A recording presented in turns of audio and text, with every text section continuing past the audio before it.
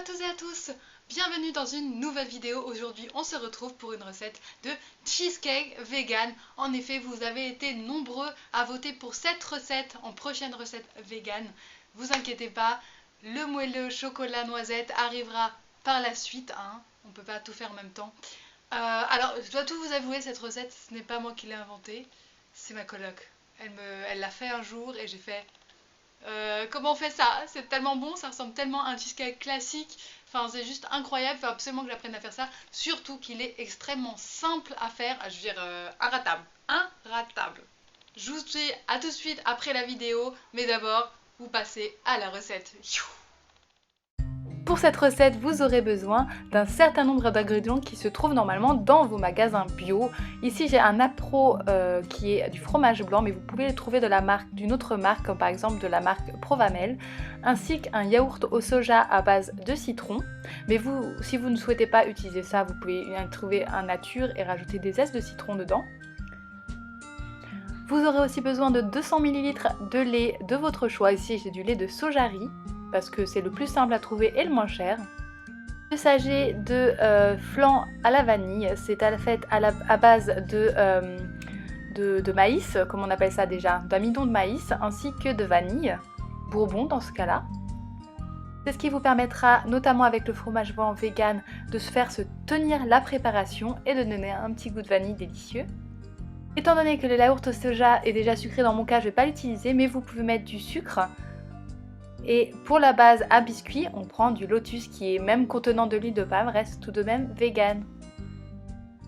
Puis vous pourrez aussi ajouter de la margarine, soit 200 g, 100 g pour la pâte et 100 g pour le reste. Et de sirop d'agave pour mes petits fruits, que vous pouvez remplacer par du sucre bien sûr.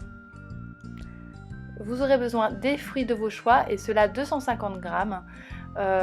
Ici j'ai mis des Blaubeeren, des Heidelbeeren comme on dit chez nous, mais vous pouvez mettre des fraises, de la rhubarbe, tout ce que vous voulez. Et j'ai des fruits congelés, un mélange de fruits rouges, j'aime beaucoup ça, c'est un petit peu acidulé pour faire un petit coulis dessus tout simplement. Pour la préparation de cette pâte à biscuit qu'on va mettre dans le fond du moule, je prends donc mon Alzane bio qui est dans de la margarine que j'adore utiliser pour cuire, enfin dans tous mes gâteaux surtout, et aussi mes gâteaux Lotus que je vais mettre dans un petit sachet afin de les écraser en une espèce de farine fine. Mais tout d'abord, comme vous pouvez le voir, je vais d'abord prélever 100 g de beurre et le mettre à fondre, soit au micro-ondes, au bain-marie, comme vous le souhaitez. Moi je fais au micro-ondes pour une raison de praticité et de rapidité.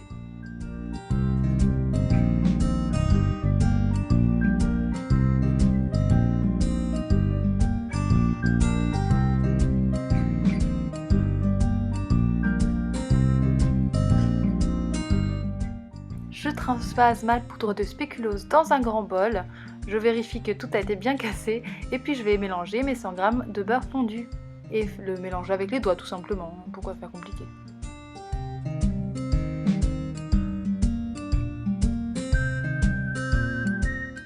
Je couvre ma forme à cheesecake avec du papier de cuisson, dans mon cas il est rectangulaire, enfin carré quoi, voilà, parce que je n'ai pas de rond, mais c'est pas grave, ça ne change pas grand chose à la préparation. Et puis vous allez bien tasser la préparation de spéculoos pour que ça soit bien compact. Et ensuite vous pourrez le mettre au réfrigérateur pendant que vous préparez le reste de la préparation. Je mets mon four à préchauffer à 180 degrés et je vais aussi liquéfier mon petit beurre, mon 100 g de beurre, et mettre dans une grande casserole 200 ml de lait de riz et soja et ajouter mes 2 petits sachets de poudre vanillée.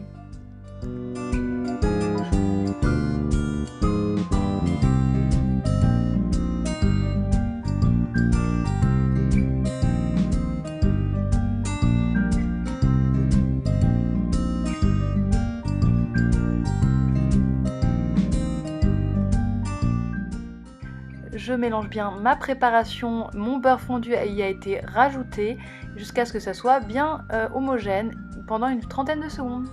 Et je vais pouvoir bientôt y rajouter aussi mes différents types de yaourts, notamment le fromage blanc, donc la quantité exacte du pot, c'est-à-dire 400 g, mais aussi 400 g de mon yaourt de soja. Surtout n'hésitez pas à goûter cette préparation pour savoir si vous y souhaitez rajouter du sucre. Étant donné que les yaourts étaient déjà un peu sucrés, je n'ai pas eu besoin de rajouter mon sucre brun. La partie biscuitée du cheesecake a bien refroidi et a bien durci au frigo. On va pouvoir y rajouter les fruits choisis.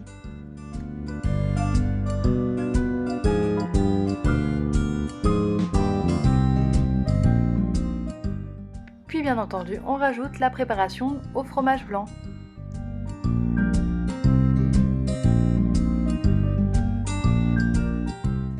On peut un peu tasser la préparation pour être sûr que c'est bien homogène. Et voilà, c'est déjà le moment de passer tout ça au four à 180 degrés pendant une période de 60 à 70 minutes. Vérifiez en cours pour voir si ça marche bien et s'il n'y a pas besoin d'arrêter. Et puis on peut commencer à préparer la préparation, le coulis. Donc vous pouvez utiliser des fruits frais comme des fruits congelés. Je vais garder le reste de mes fruits que j'ai mis dans ma préparation, je vais les garder pour la décoration en plus.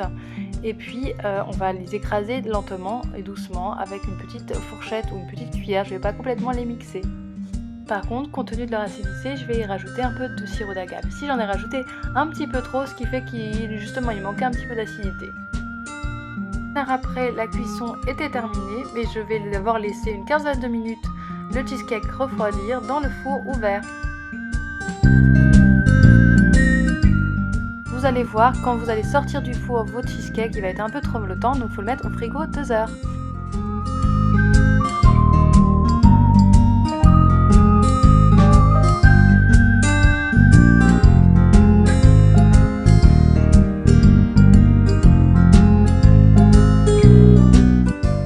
Le cheesecake est prêt, c'est le moment de démouler. Alors c'est bien d'avoir ce type de moule parce que c'est beaucoup plus facile de démouler un cheesecake.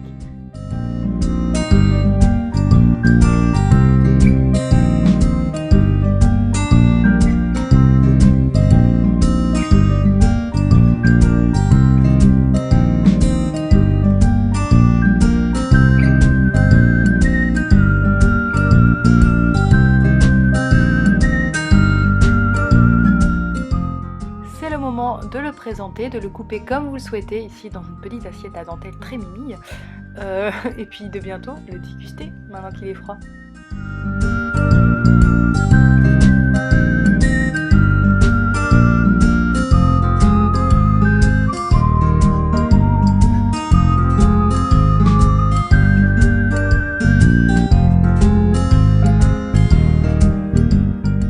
Tada, voilà la bête! Et voilà, c'était comment la préparation de cette recette, comment faire cette recette super simple comme vous l'avez vu. Et maintenant on va goûter la bête, hein.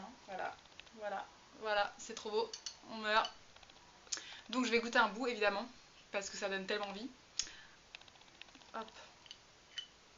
Vous voyez la fermeté, la biscuiteuse, la...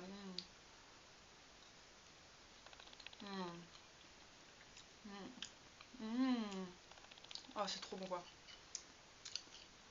Et pourrait l'y mettre un peu plus citronné. Je pense qu'on pouvait rajouter tranquillou des zestes de citron. Ça irait super bien avec le cassis. Myrtille au cassis. Et puis la couche de spéculoos en dessous, c'est tellement bon. Vous pouvez évidemment pas, vous n'êtes pas obligé de prendre des spéculoos, hein, vous prendrez d'autres biscuits du tige digestif par exemple qui seraient vegan.